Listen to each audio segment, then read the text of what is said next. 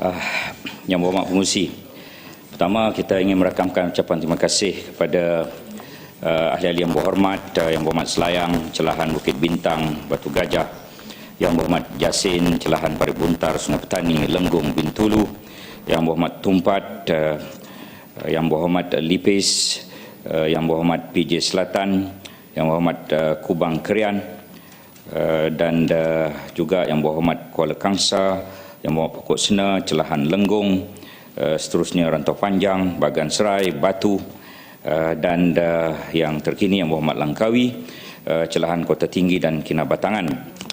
Dan saya ingin memaklumkan kepada ahli-ahli yang berhormat, pada tahun 2003 jumlah subsidi petroleum untuk negara kita cuma 1 bilion ringgit. 1 bilion ringgit tahun 2003. Jumlah keseluruhan subsidi pada tahun 2003 ialah 2.7 bilion ringgit sahaja. Pada tahun 2003 semua sekali subsidi. Kemudian pada tahun 6 tahun selepas itu, tahun 2009, minyak meningkat kepada 62 US dollar setong. Subsidi kita meningkat kepada 6.2 bilion daripada 1 bilion. Pada tahun 2012,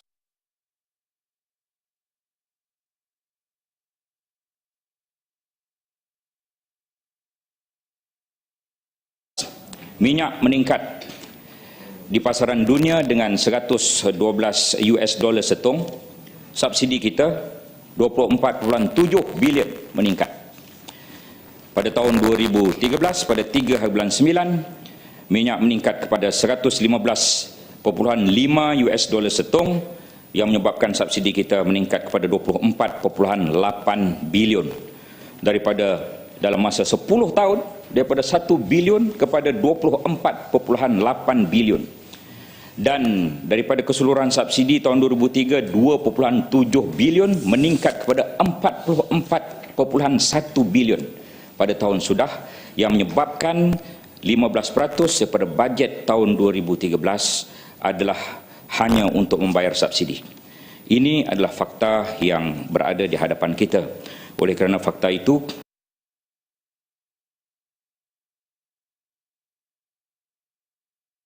maka kita telah melakukan apa yang sepatutnya kita lakukan.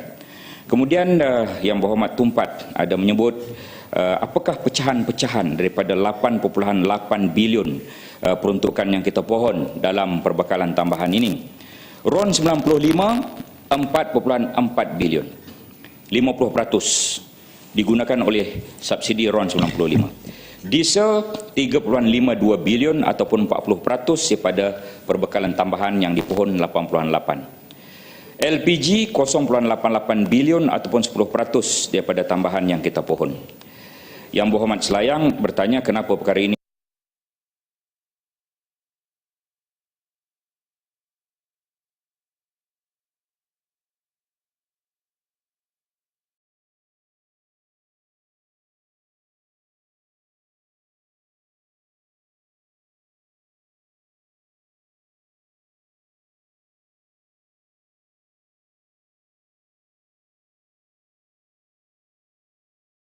ya, sila. Terima kasih Tuan Speaker. Saya ingin bertanyakan Timbalan Menteri berkenaan kebelakangan ini di mana harga minyak sedunia telah jatuh ke bawah paras 103 USD. Jadi macam mana dengan unjuran dan impaknya terhadap subsidi yang akan ditanggung oleh Kerajaan Persekutuan? Terima kasih. Impaknya itu kita kena kira sehingga hujung tahun ini. Sementara itu sehingga Ogos kita masih lagi memerlukan 8.8 bilion ini. Jika minyak dunia turun, maka kadar subsidi yang berjumlah 24.8 itu dengan sendiri akan turun sedikit.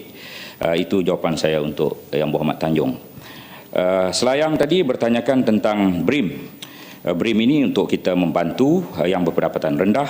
Dan secara amnya program BRIM 2.0 telah memanfaatkan hampir 6.8 juta. Habis ayat ni dulu.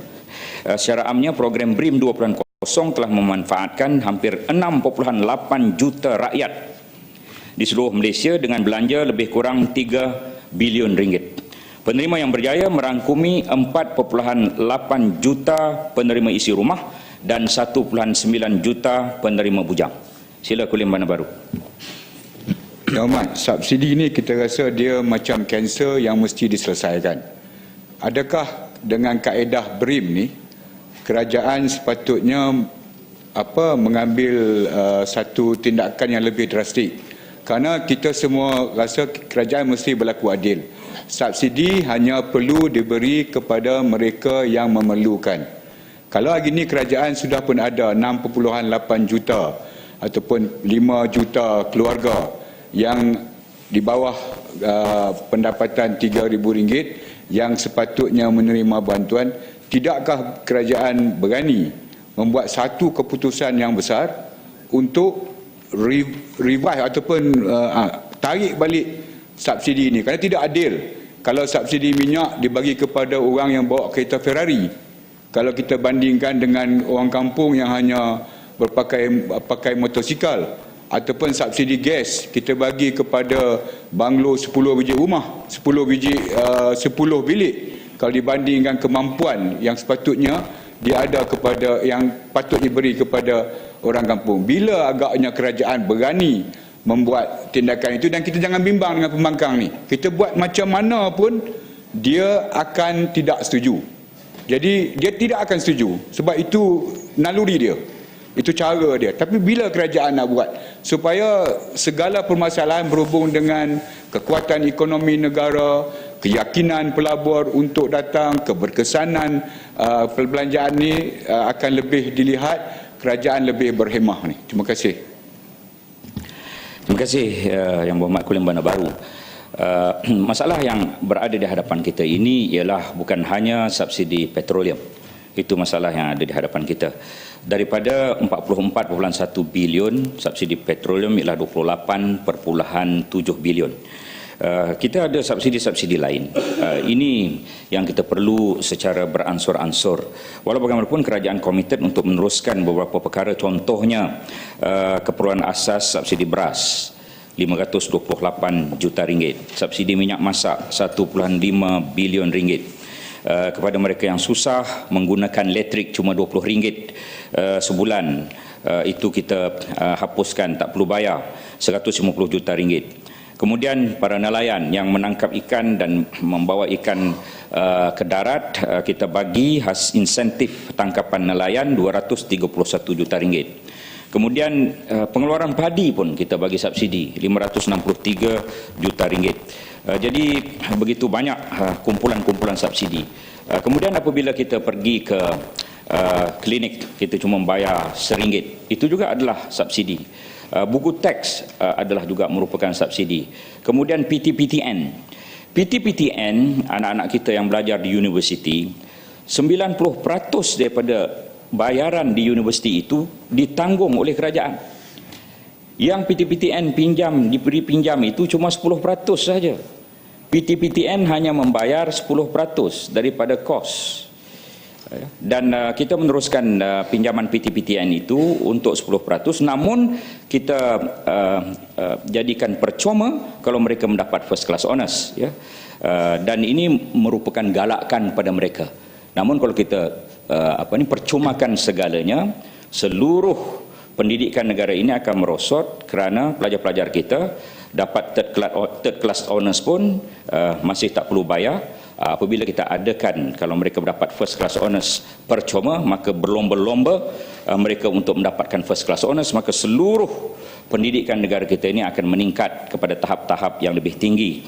Jadi itu model yang digunakan oleh Kerajaan Barisan Nasional, bukan sebagaimana yang mereka lakukan untuk bagi percuma. Akhirnya negara akan lingkup kerana pendidikan kita akan merosot. Jadi kaedah untuk mengurangkan subsidi ini perlu dilaksanakan secara beransur-ansur, dan perkara yang paling penting ialah kita menguruskan subsidi petroleum terlebih dahulu. Sila. Terima kasih Datuk Pengerusi. Dari penjelasan Yang Berhormat Menteri memaklumkan kepada kita semua bahawa penjimatan subsidi merupakan wang yang digunakan untuk belanja pengurusan pada tahun ini. Jadi saya ingin mengesahkan bahawa ada yang berhormat yang mengatakan penjimatan yang dibuat daripada pengurangan subsidi digunakan untuk buat jalan raya, untuk buat jambatan, untuk buat istana ataupun apa adalah tidak benar. Oleh kerana peruntukan untuk buat jambatan, untuk buat jalan raya, untuk buat bangunan tinggi-tinggi menggunakan peruntukan pembangunan yang projeknya melebihi 1 tahun. Jadi oleh kerana kita sekarang tengah membincangkan akta perbekalan tambahan, maka fahamlah wahai yang berhormat sekalian, peruntukan yang kita jimatkan ini untuk kita belanjakan pada tahun ini juga. Sebab itu penyebatan petroleum digunakan untuk bayar BRIM pada tahun ini. Jadi kita kena sedar dan jangan salah anggap penyimatan digunakan untuk dibelanjakan pada tahun ini. Adakah kenyataan saya ini benar atau tidak, Yang Berhormat Menteri? Terima kasih. Penjimatan daripada pengurangan subsidi 20% ini ialah 1.1 bilion untuk tahun ini. Dan sebahagiannya tentu kita gunakan untuk kita membayar BRIM dan juga bayaran tunai yang lain seperti bayaran pelajar sekolah RM100, pelajar untuk voucher buku RM250, BRIM bujang RM250 dan juga BRIM keluarga RM500. Penjimatan tahun ini adalah diguna untuk tahun inilah 1.1 bilion. Untuk tahun depan anggaran penjimatannya ialah 3.3 bilion. Dan 3.3 bilion itu kita akan gunakan untuk menaikkan BRIM dan juga mungkin bantuan-bantuan lain. Itu kita serah pada 25 hari bulan 10 ini apabila Perdana Menteri akan mengumumkan perkara yang akan diumumkan tentang bantuan-bantuan kepada rakyat. Itu penjelasan yang Ya. Kalau tahun ini Tuan Pengerusi, kalau kita jimat 1.1 bilion, tahun depan 3.3 bilion, tapi kita belanja kepada perkara lain, maka tidak ada penjimatan.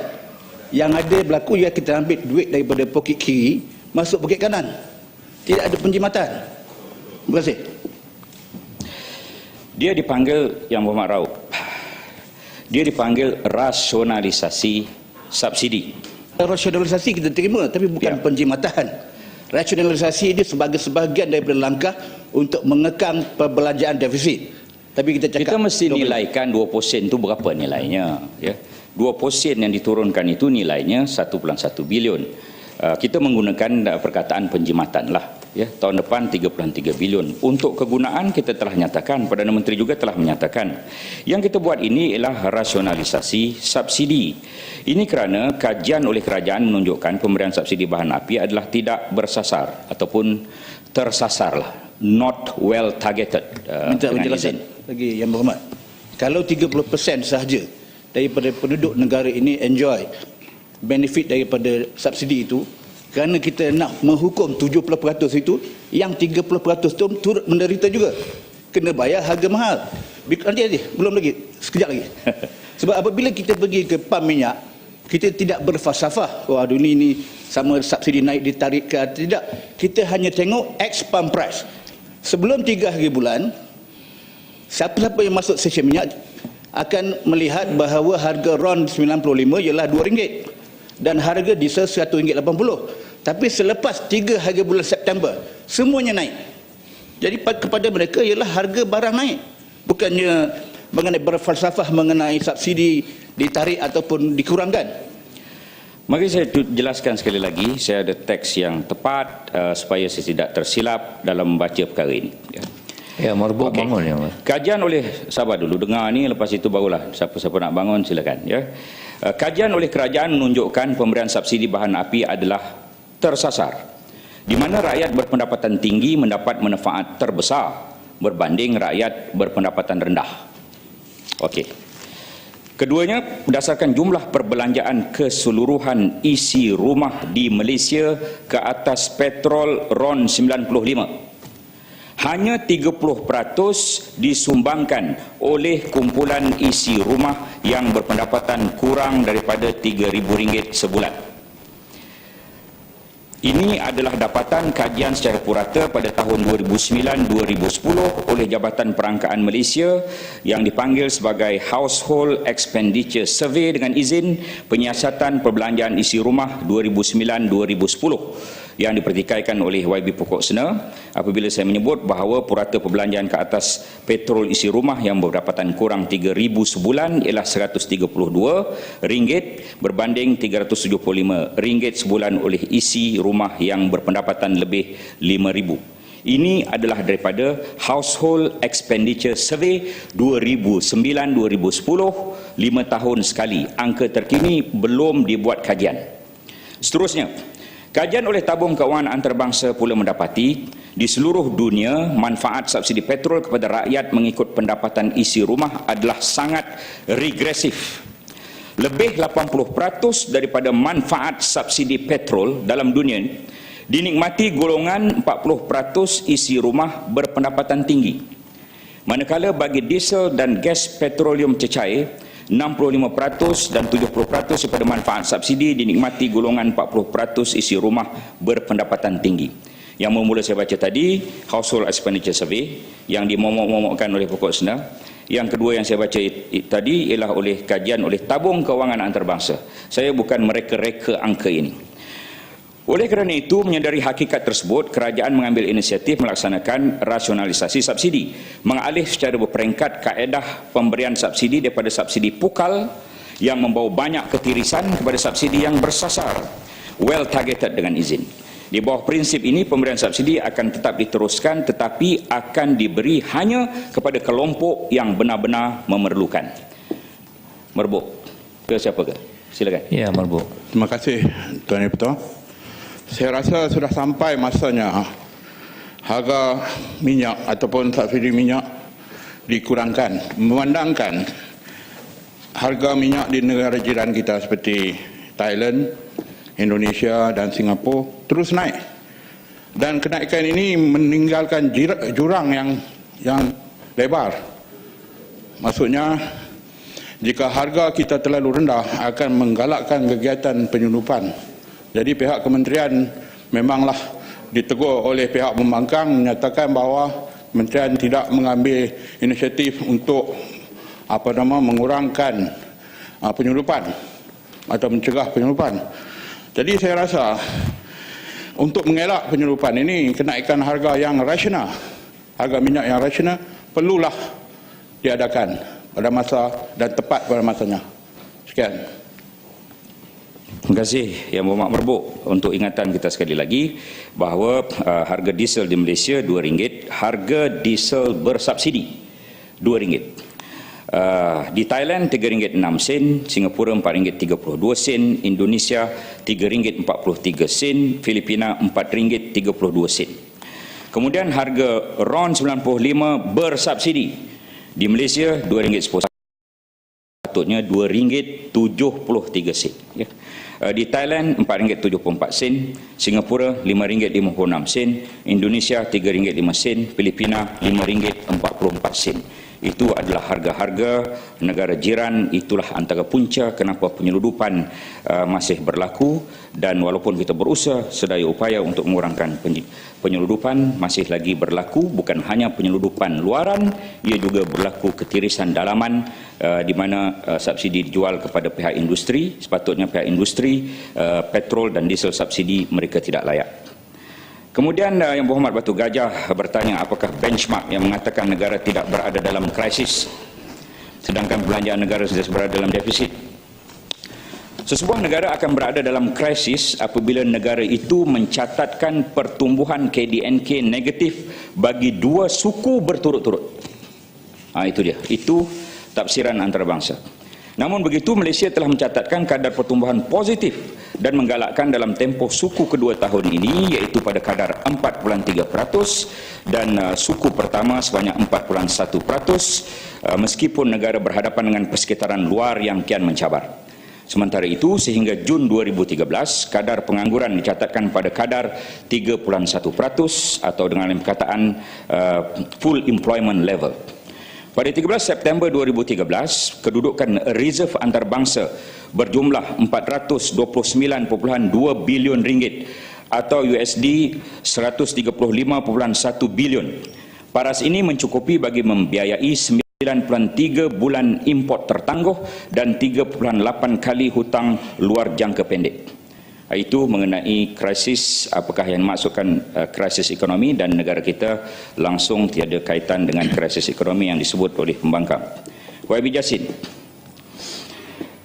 penjimatan saya dah sebut tadi 1.1 bilion tahun ini, 3.3 bilion pada tahun hadapan. YB Jasin juga membangkitkan apakah yang akan kita lakukan untuk mereka yang pendapatan 2,500 hingga 5,000 sebulan. Kita tunggulah pada 25 hari bulan 10 ini, pihak Kementerian Keuangan dan tim bajet kita, pasukan bajet kita sedang menyediakan perkaranya. Draft pertama kita telah berikan kepada Perdana Menteri dan kita sedang meneliti draft seterusnya. Jelebu bangun ya. Sila. Terima kasih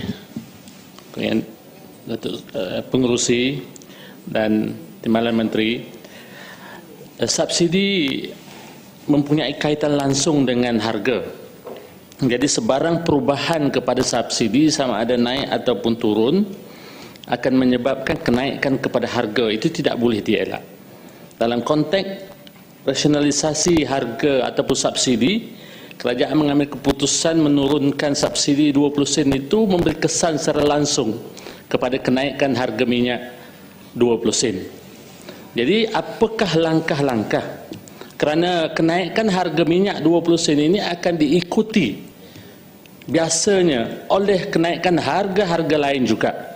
Walaupun hakikatnya harga lain itu tidak perlu naik, tetapi kadang-kadang ini diambil kesempatan oleh peniaga-peniaga dan sebagainya. Jadi oleh kerana itu, apakah dan saranan kepada kerajaan, apakah tindakan-tindakan susulan dan mekanisme yang perlu diambil dan disusun oleh kerajaan menerusi kementerian-kementerian lain agar dapat menanggung dan menampung kesan kenaikan itu yang tidak menyebabkan harga-harga lain naik.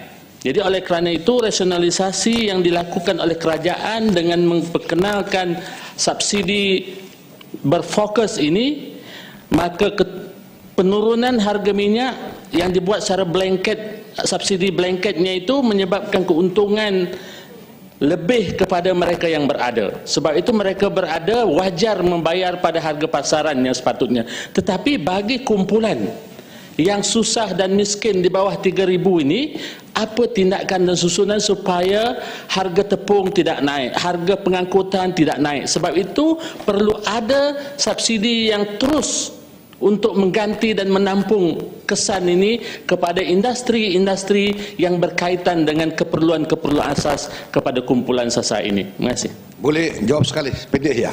Sila. Rahmat, rakyat juga nak tahu negara mana dalam dunia ini yang memberi subsidi seperti kerajaan yang ada di negara kita. Kalau tidak dapat jawab sekarang, jawab bertulis pun boleh. Dan negara mana yang tidak memberi subsidi langsung kepada rakyat dia? Saya nak juga jawapan. Kemudian apa impak dia memberi subsidi berlebihan dengan tanpa memberi subsidi langsung? Ini pun rakyat nak tahu juga. Jadi saya harap Yang Berhormat boleh menjawab, bukan sekarang, jawapan bertulis pun. Yang penting ada data-data tertentu seperti yang saya minta tadi. Terima kasih. Terima kasih Berhormat Kinabatangan dan juga menyambung yang tadi. Okey, Tasik Gelugo. Tasik Gelugo. Okey, terima kasih Datuk Speaker. Saya cuma nak mendapatkan penjelasan sama ada kerajaan akan memperkenalkan mekanisme-mekanisme lain bagi meringankan bebanan tanggungan kos kepada rakyat, seperti memperkenalkan sistem kupon kepada barang-barang asasi dan termasuk minyak juga. Dan dengan cara ini mungkin kita akan dapat memberikan tumpuan, meringankan beban kepada masyarakat-masyarakat, ahli-ahli masyarakat kita yang memerlukan, dan masyarakat yang berpendapatan tinggi, maknanya mereka akan terkecuali. Jadi adakah kerajaan mempunyai cadangan tersebut? Terima kasih.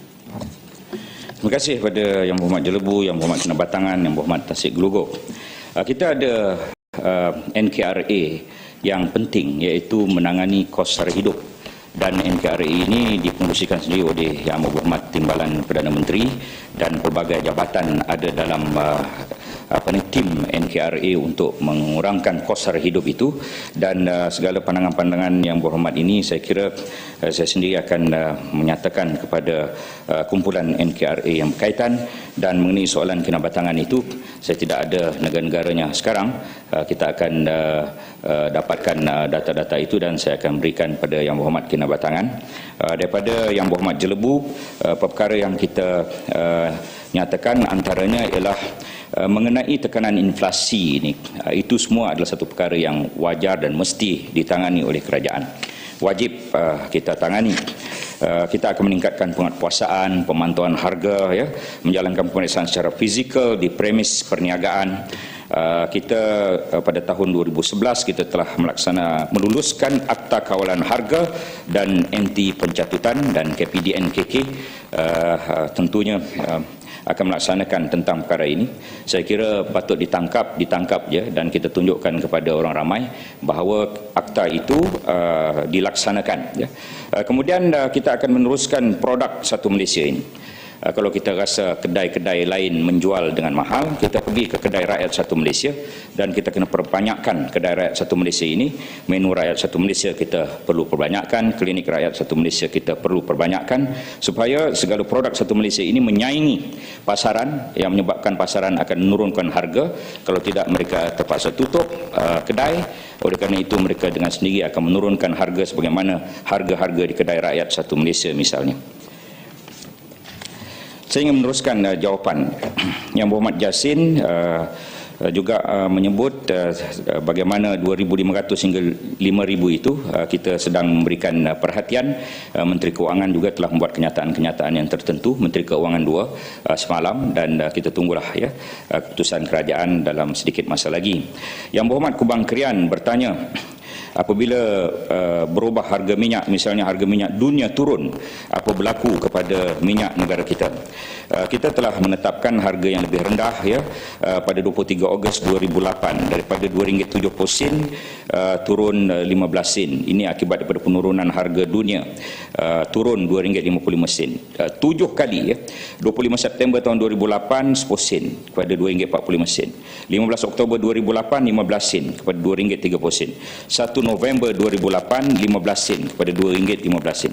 18 November 2008 lagi 15 sen kepada RM2. 3 Disember tahun 2008 10 sen pada RM1.90. 16 Disember tahun 2008 RM1.80, ya. Dan dia kemudian menjadi RM1.90 sehinggalah pada 3 September. Oleh kerana itu, sekali lagi saya ingin maklumkan bahawa kerajaan tidak mempunyai kuasa untuk menurun dan menaikkan harga minyak dunia. Kerajaan punya kuasa untuk menurun dan menaikkan subsidi yang menyebabkan harga berubah di pasaran yang kita tahu sebagaimana kita membeli minyak. Kemudian tentang Petronas, ditimbulkan juga pendapatan kerajaan persekutuan daripada hasil minyak, termasuk daripada cukai pendapatan petroleum, royalti dan dividen pada tahun 2012 berjumlah RM70.2 bilion. Hasil pendapatan minyak ini menyumbang lebih daripada 1/3 jumlah keseluruhan pendapatan kerajaan persekutuan pada tahun 2012. Jumlah keseluruhan pendapatan kerajaan persekutuan ialah RM207.9 bilion. Jumlah pendapatan ini kemudian disalurkan untuk perbelanjaan mengurus RM205.5 bilion, bayar gaji kaki tangan kerajaan, kaki tangan awam RM60 bilion, subsidi RM44 bilion, serta perbelanjaan pembangunan RM46.9 bilion. Jadi ahli-ahli yang berhormat, kita boleh lihat subsidi, perbelanjaan subsidi dengan perbelanjaan pembangunan lebih kurang sama banyak. Ini yang menyebabkan kita perlu merasionalisasikan subsidi. 44 bilion subsidi, 46.9 bilion pembangunan. Pembangunan ini segalalah yang diminta oleh Kinabatangan, yang diminta oleh Sabah, yang diminta oleh Sarawak, yang diminta oleh semua sekali ini. Cuma 46.9 bilion. Kalau kita tidak ada subsidi itu, double, 46 campur 44, kita boleh gunakan sebagai pembangunan. Ya, Labuan. Terima kasih Yang Berhormat Menteri. Melihat kepada trend selama ini, saya lihat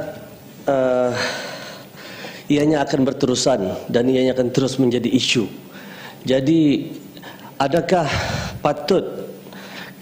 tidakkah patut kerajaan menggunakan subsidi yang begitu besar pada masa ini untuk mengubah cara hidup, iaitu untuk menggalakkan supaya penggunaan public transportation atau pengangkutan awam dengan menggunakan intervensi-intervensi di mana kita akan berbelanja besar untuk masa ini untuk mengubah cara hidup dengan memberi subsidi kepada pengangkutan awam walaupun di kawasan-kawasan kecil di mana memerlukan subsidi untuk operasi mendapat keuntungan. Terima kasih. Terima kasih. Itu satu lagi cadangan yang baik.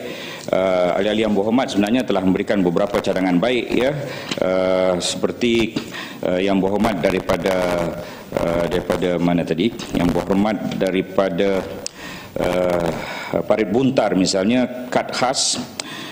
Yang berhormat Tumpat, kertas putih, ya. Yang berhormat Jasin, nano tagging. Muhammad Menteri, cadangan yang baik tetapi pelaksanaan tidak baik tidak akan menjadi satu perkara yang baik. Betul.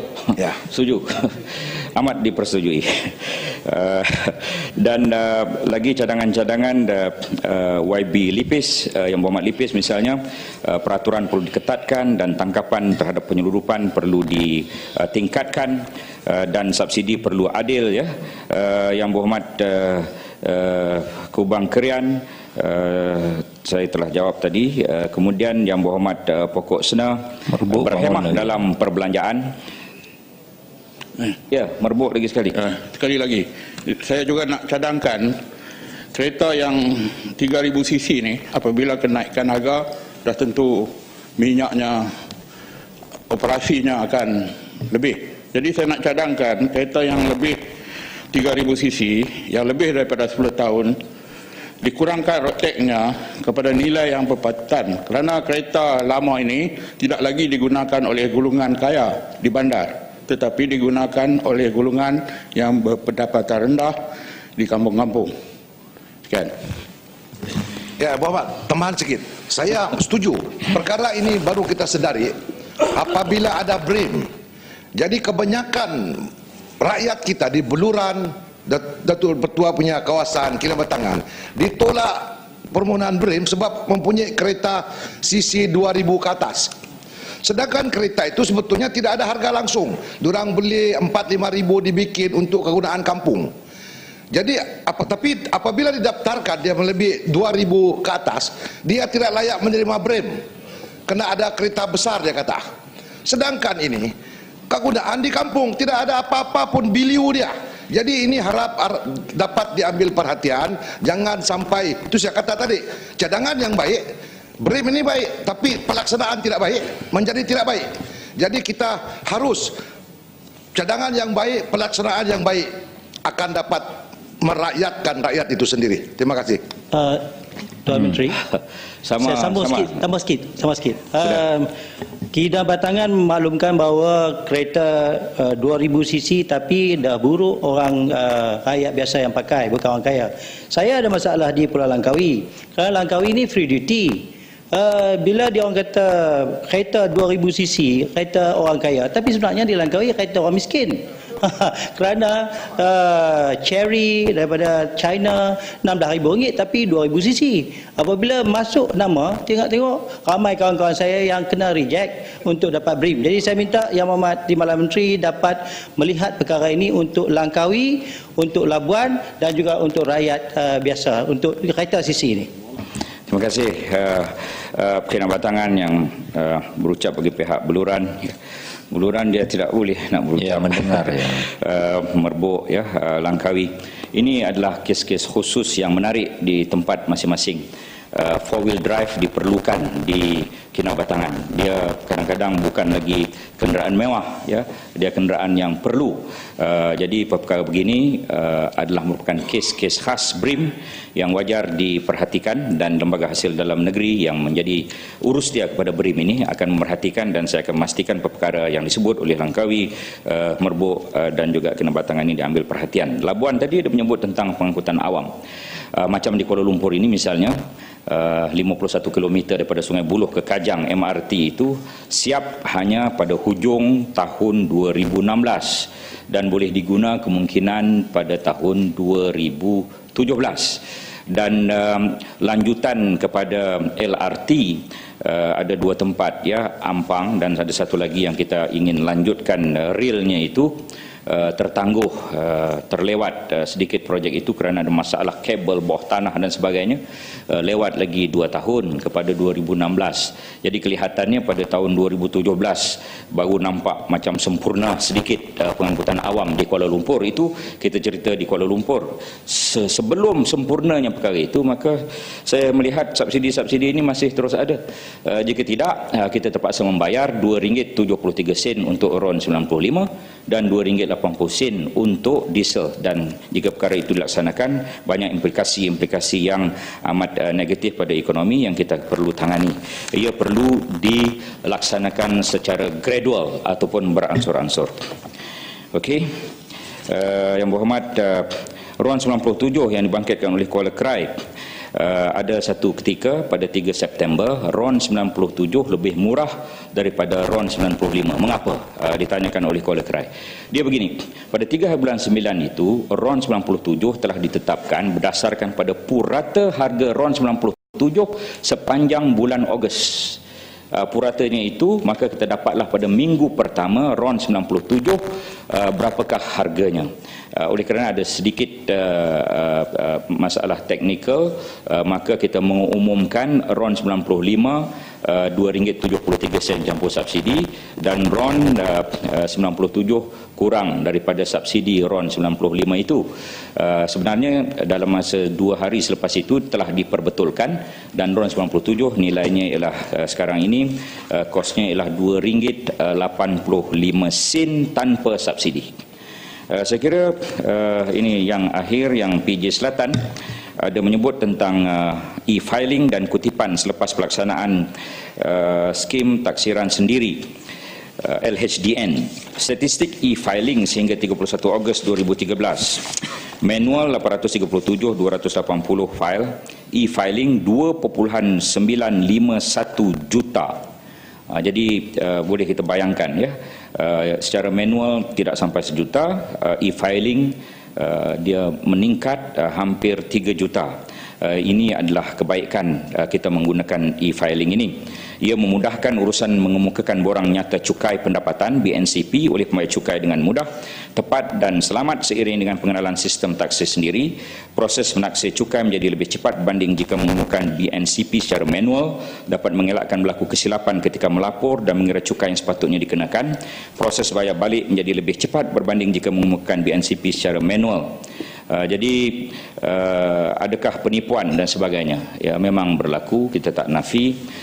Negara-negara membangun ditaksirkan pengurangan cukai ataupun the black economy ini, jumlahnya 30% yang menipu, yang melari cukai, yang menyatakan tidak betul dan sebagainya itu, dan aktiviti-aktiviti penyeludupan, keseluruhan aktiviti ekonomi yang dipanggil sebagai the black economy ini ialah 30%, ya. Ia amat tinggi, dan kerajaan bertekad apabila ingin menjadi negara maju, 30% itu perlu dikurangkan pada 15%. Apabila the black economy dengan izin turun daripada 30 ke 15%, maka dengan sendiri kita boleh menambahkan pendapatan negara. Yang Mohon Pengerusi, itu sahaja yang ingin saya sampaikan. Terima kasih. Sila. Okey. Tentang black economy. Tahniah menang.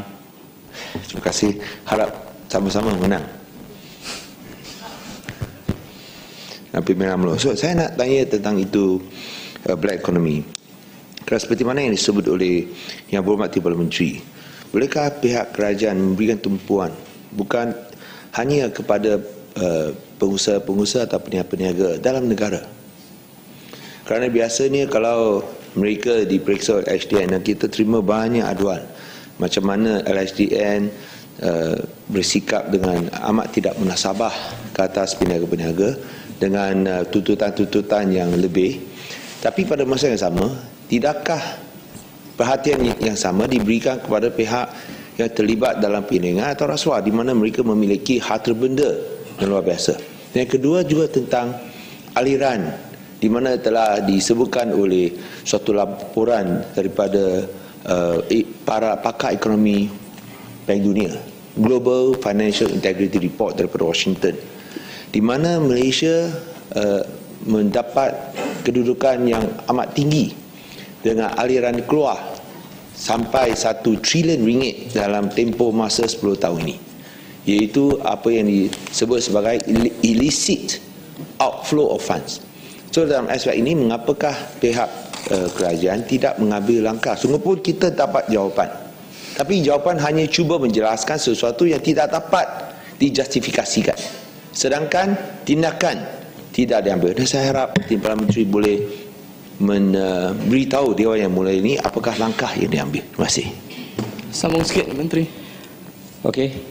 Saya nak tanya tadi, saya ada bangkit tentang soalan tafsiran melalui komputer ni. Dan ramai yang merugut tentang masalah kerana lambat, perlahan sangat semasa nak tafsirkan yang melalui komputer ni. Okey, Yang Berhormat, kita cepatkan insya-Allah. So, bagaimana kementerian kita sudah memperuntukkan 606 juta untuk meningkatkan bayaran lesen perisian dan juga meningkatkan yang software yang canggih, tapi masih kita mengalami masalah kerana lambat sangat proses tu. So bagaimana kementerian untuk meningkatkan masalah ni? Ya, yang 606 juta itu bukan hanya perisian, dia ada pelbagai pecahan, dan di antaranya ialah tambahan emolumen dan juga untuk menampung keperluan-keperluan yang tertentu. Perisian dan sewaan itu sebahagian daripadanya, dan itu juga menunjukkan bahawa kita ingin mempercepatkan dan ingin mencekapkan apa yang disebut oleh Yang Berhormat kelewatan dalam proses e-filing. Yang Berhormat Bagan menyebut tentang the black economy itu. Kita ingin menyatakan di sini bahawa lembaga hasil dalam negeri melakukan perkara dengan sebaik mungkin dengan tahap profesionalisme yang tinggi.